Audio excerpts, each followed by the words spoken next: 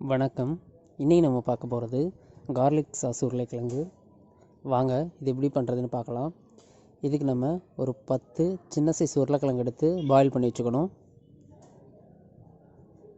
Boil பண்ண உருளைக்கிழங்கை ஒரு சமமான பாத்திரம் வச்சு இது மாதிரி ப்ரெஸ் பண்ணி தட்டையாக்கி வச்சுக்கோங்க. உருளைக்கிழங்கு உடையாமல் ப்ரெஸ் பண்ணி எடுத்துக்கணும்.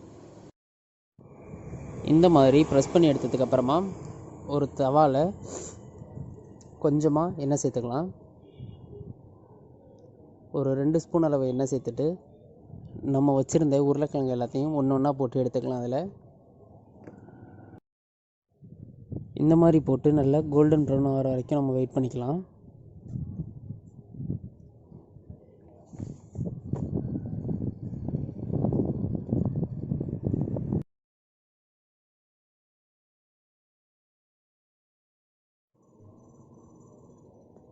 இப்போது இன்னொரு பக்கம் திருப்பி போட்டு நம்ம எடுத்துக்கணும்.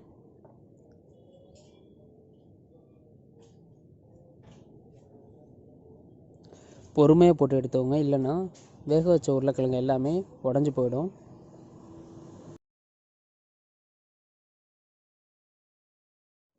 இந்தளவு கோல்டன் ப்ரௌன் ஆனோன்னே நம்ம அதை தனியாக வச்சுக்கலாம். இப்போ ஒரு பவுலில் நம்ம இப்போ அந்த சாஸ் செய்யறதுக்கு தேவையான அளவு பெப்பர் பவுடர் கொஞ்சம்,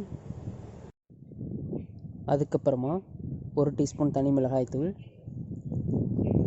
ஒரு 5லேருந்து 6 பூண்டு பல், கொஞ்சமாக சர்க்கரை, அதுக்கப்புறமா தேவையான அளவு உப்பு, இதை சேர்த்து ஹீட் பண்ண ஆயில், எந்த ஆயிலாக இருந்தாலும் அதை ஹீட் பண்ணி இதில் சேர்த்து நல்லா மிக்ஸ் பண்ணிக்கோங்க. கொஞ்சம் கொஞ்சமாக ஆயில் சேர்த்து மிக்ஸ் பண்ணிக்கணும்.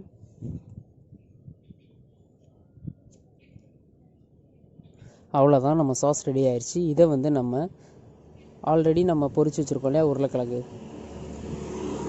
அதோட இதை நம்ம எடுத்து சேர்த்துக்கலாம். இந்த சாஸை கொஞ்சம் கொஞ்சமாக அதோட சேர்த்து பரிமாறினா நம்ம கார்லிக் சாஸ் பொட்டேட்டோ ரெடி.